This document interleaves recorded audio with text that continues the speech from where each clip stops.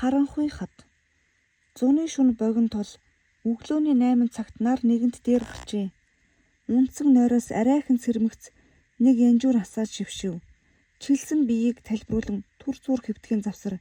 Энэ өдрийн элдв хэргийг бодох бөгөөд өдрийн тэмдэглэлийн дэвтрээ дэрэн дороосоо авч үзвэл хиймч харандаагаар бичсэн хідэн үсэг бүрэг бараг үзэгдэхэд түүнийг шүлсээрээ норгон улмаар ажиглал 8 дугаар сарын 30-ны Бямб гараг харанхуй хад Ина химээх хідэн үсгийг тэмдэглэсэн байх нь утга ба учир тодорхойгүй. Юун тухай бичсэн огт мартагдсан тул дахин нэг удаа алгуурхнаар уншиж эцсийн үсгээр нь хүрвээс Ина химээх нь миний хуучин амраг охины нэр цахилгаан адил хоромхон зүр миний тархины дотор гэрэлтсэн бөгөөд мөнхүү охиныг хэдийнэ хайлаас модны сүдэрт тэврэн үнсэж байсан цаг гинэт санагдан сормуусны сүдэрт үзэгдэхэд даруй сэтгэл хөдлөж улмаар эрт ба идүүгээ хол ба ойрыг улируулан бодох тутам ийн тийн уйран мэлмэрч зүүд мэт зэрэглсээр агшин зур үргэлсэн нь татаж буй тамхины үнс хинхдэг дээр унахад гидрэг цочин сэрхүү айлгүй уг тэмдэглэлийн учир утга юу болохыг эргэцүүлв. Үүнд юуны урд мөнхүү бичсэн хүний нэр дээрээс эхлэн бодвоос Ина химэгч нэг залуу цэвэрхэн охин бөгөөд 7 жилийн урд би түүнтэй хязгааргүй янаглан хандсан боловч дараагаар хоёр би уул далайн тэртээ энтэд засварлагдан сэтгэл зүрхт ташаалагдсан бүлгөө. Хожим хайртай Ина хаана оцсныг мэдэхгүй. Хэдийгээр эрен сурвалжилсан боловч ис олоод алмайран гайхсаар агсан нь гэтэл энэ өглөө санамсаргүй өдрийн тэмдэглэлийг үзэхэд үл мэдэгдэх утга бүхий хідэн үгсийн дотор түүний нэр байхыг үзээд зүрхний дотор зул ноцвэ. Эргүүлэн санавал эдгээр хідэн үсэг нь түүний би надаас салахад миний дэвтэр дээр тэмдэглэн өгсөн сануулга лав мөн химэн сайн мэдвч юу химээсэн утга нь басгүй далдамой. Өнөө ухамсар авч бодвоос Ина болбол энгийн хүн бус бөгөөд эрдэмтэн охины манлай мөн тул энэхүү бичсэн нь лавныг учиртай биз. Үүний учрыг болбол Инаг болох нь магад химэн сэтгэмэгц нэг аяг цай авчруулан уугаад мөнхүү хөвтэй хിവэр уг тэмдэглэлийн утгыг шинжлэн боловсруулж эхлэв. Энэ үед манай тоогооч их л сүргий царай гаргаж надаас асууна. Данжаад яасан? Би өвдсөн? Үгүй зүгээр. Би айж байна шүү. Царай муу байна? Зүгээр ядарч байна. Дараагаар би буруу харж хэвтэн хүнжлөө толгой дээгүүрээ нөмрөөд цааш бодов. Манай тоогооч химээгээд гарч одов. Нэг цаг орчим зүйлээр эргцүүлсний хойно арай хижнэг сэдв олсон бөгөөд юу химээвээс 8 дугаар сарын 30-ны Бямб гараг гэсэн нь болзоо тавьсан өдөр болмой.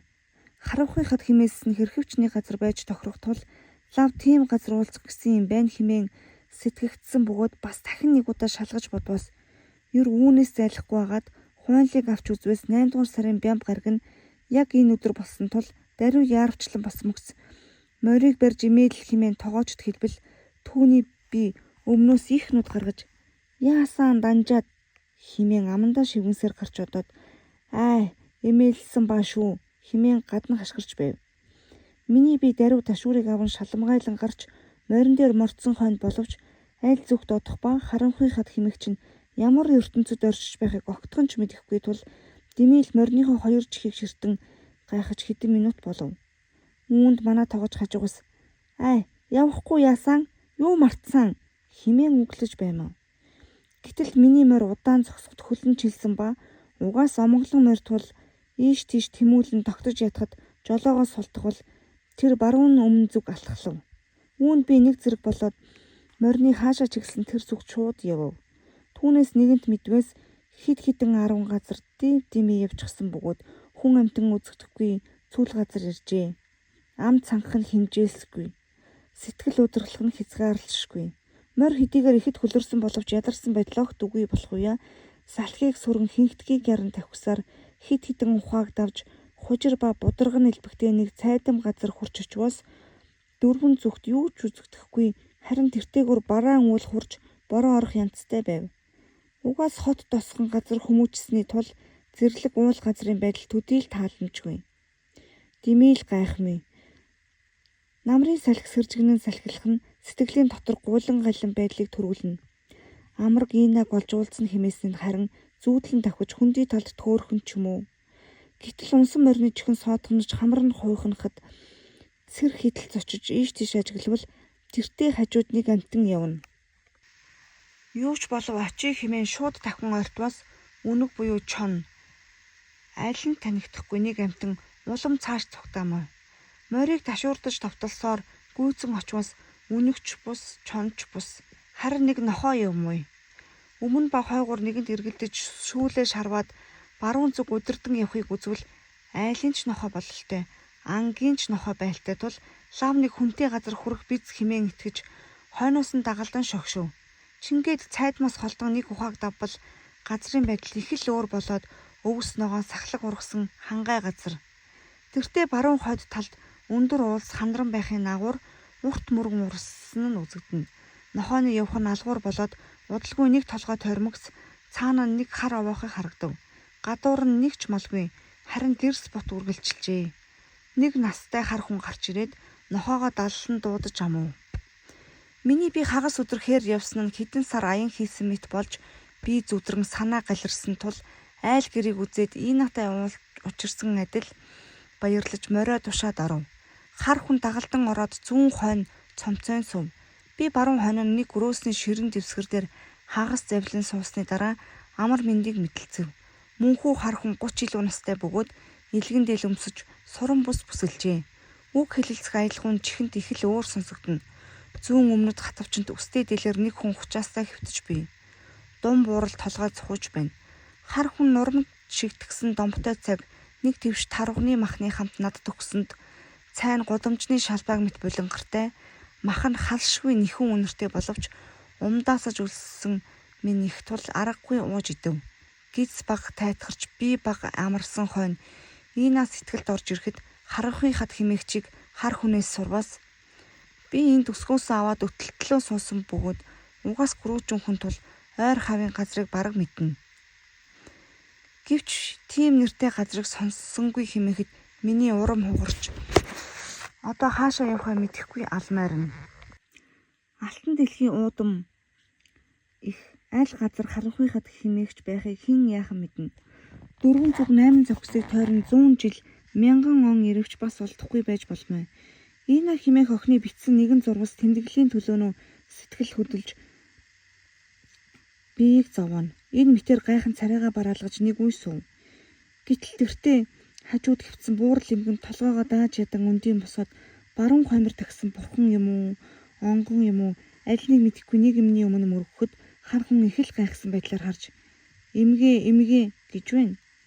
Энэ үе би мөн гайхаж хөөрхөн энэ авгай нас болохыг болоод гэрээ салбирлаа хийж байгаа нь энэ юм уу хэмээн бодож эртхэн мордыг гэж сэтгэж байв. Гэтэл эмгэн тэрхүү тахлын тэндээс нэг юмыг авч хар хүнд өгөөд хүү минь энэ бол манай эцэг өвгийн үеийн юм. Энэ хүүгийн хэлж байгаа газар байж магадгүй хэмээхэд хар хүн түүнийг авч үзээд эмгээ зөнөглөх гэж аяны хүнийг одоо төөрүүлэх нь хэмээгээд ширээн дээр тавьсанд би түүнийг яаран авсан нь тэр нэгэн хэсэг чулуу болох нь хүнд тул гараас мултран газар унмагс 2 хэсэг хагарсан авч үзвэл яахааргүй хэр болсныг чулуу байв. Би хэдэн удаа эргүүлж үзээд хар хүний адил дэмий юм хэмээн сэтгэж ширээн дээр тавихын үед оройноор баруун хаягаар тусаж буй гэрэлд мөнхүү чулууны хагарсан тал дээр гэлтгнэмэгц гинэт сонирхол төрж эргүүлэн ажиглаваас харин чулуунаас өөр тэмдэгтийн онц нэгэн чулуу болох уя. Энэ нь надад 2 дугаар тэмдэг болмой хэмээн санаж нэгэн талыг эмгэнээс гүйж аван өртлөөд баяртай байдал төрж мордов. Угаас би түмэн бодисын зүйлийг их л сонирхдаг хүчээр чулууны аймгийг нэлээд ялган салгаж танихын тулд мөнхүү чулууны гарсан газрыг мөрдөн явв. Түүнээс нэг хэдэн цаг болсны хойно тэртээ харагдаж байсан өндөр уулын хормойд хүрсэн бөгөөд мөнөөх их мөрнийг усны гүнд арайхан гарч мөнхүү уулын нэг амыг өгсгöd ой мод үргэлжилсэн бөгөөд шавар намаг үлэмж нэгхэн замч мөргөн хаяа нэгэн хар хэрэг үзэгдэхээс өөр амтан үл тохиолдно. Наран нэгэн дунаж бүрий барив болсон тул чулууны байдлыг шинжилж харагдах ч үгүй болов. Ердөө альва чулуу дээрээс өнхрөн буудаг чамтай тул Дэмийл өгсөн явсан бөгөөд ойн гүнд нэгэн талаа уржээ. Өдрийн бүрхэж агсан бороо сая асгаран оров. Ширүүн салхинд модны мөчөр гуйвалзан шүүгэж аянгийн дуу сүртэй хурчигнэмүй. Алхах дунд шавар намаг болоод гууж алга тохиолдмай. Энд тэнд чон уйлж басгуу тасны эсхийг чимээ гарах нь аимшигтэй. Дарыг ус босож зүрх тогтлон сэтгэл зарайна. Өдөр дөрвөн зүгийн аль нь тийш явахыг гайхаж байсан идүүгээ дөрвөн зүг нь хаана хааш болохыг нэгэнт алджээ. Зорьсон хэрэг ба шинжлэх явдлыг хэдий номлосон гагцхүү амиа хамгаалж явахыг урьдчил болгов. Угаас шалгадаг ухааныг шүтэж боловсронгүйгээр хүмүүжсэн боловч буг чөтгөр санагдаж эрлэг тамийн орон бодогдно. Түүнээс бороо улам ширүүсэж дуун ба цахилгаан үргэлжилнэ. Газрын байдал улам бэрхтээ болж айц очих нь нэн олчров. Ургаш явсгай хэмээвээс өмнө итгээдийн бартаа хавьдах аргагүй. Гидрэг буцсгай хэмээвээс замын нэгэнд төөрчээ. Дөрвөн зүг туршивч хад асаг харанхуйлан хашиж сүүхийлсэн хэртгийлэхээс өөргүй. Хэдийгээр харанхуй хад хэмээх нэр нь энэ газрын байдалтай нийлэлэн санагдах боловч ийм орноо инхрийн ийна хэрхэн оршихаж. Тиймийн тулд ариун мориноос бууж сун түмэнтээс очиж мянгантай хэртгийн хизээ нар мандахыг хүлээн. Гэтэл морь нэгэнт үргэн харанхуй хадны дунд хангинт л янзгаах дуу ясанд тулталж чихүүцүүлэхлүгэ нэгэн амтнд тулж өрөхийг мэдсэн боловч ихэд зочсон тул нэгэнт мэдрэл зайлжээ. Нилээд удсныхоо сэргэж үзвээс толгоогоо нэгэн хүний дээр тавьсан буй. Унтсан ба зүүдэлсэн ба гэртээ буюу хаанд байгааг мэдэхгүй сочин босож үзвээс янаг охин ийна хажуу зогсож байх бөгөөд үзэсгэлэнтэй залуу охины хасын царай нь харанхуй хадыг гэрэлтүүлэн баймаа. Хайртай чиний тэмдэглэлийг ухсан боловч хааш явахыг мэдэхгүй байтал тэмүүлсэн морин чиний эцгийн морь болохыг нэг зэрэг бодож итгэснээр чамайг олж ирэв. Их хүн аюултай ямлууга нөхрөлхийн тул энэхүү харанхуй хадын газар чармайн намайг ирж ирсэн нь харилцан амрагалваас сая болмоо хэмээлцээд харилцан чанга тэрвэрлдэж гүнзгийгээр өнсөлдсөн амьсгал дор сочин сэрвээс яруу найруулга хэмээн томоор бичсэн нэгэн дэвтрийг үнсэн хэвтэх бөгөөд эргцүүлэн бодвоос цөм нэгэн зүүд нажгуу. Харанхуй хадын дунд хашралтай бөгөөд аюултай. Харин түүний байдлыг хасын охин сонирхмой. Яруу найруулга хэмээх чинь ертөнцид гайхамшигтай бөгөөд ийна охины адил идэр хүний сэтгэлийг булаамай. 1930 оны 8 сарын 24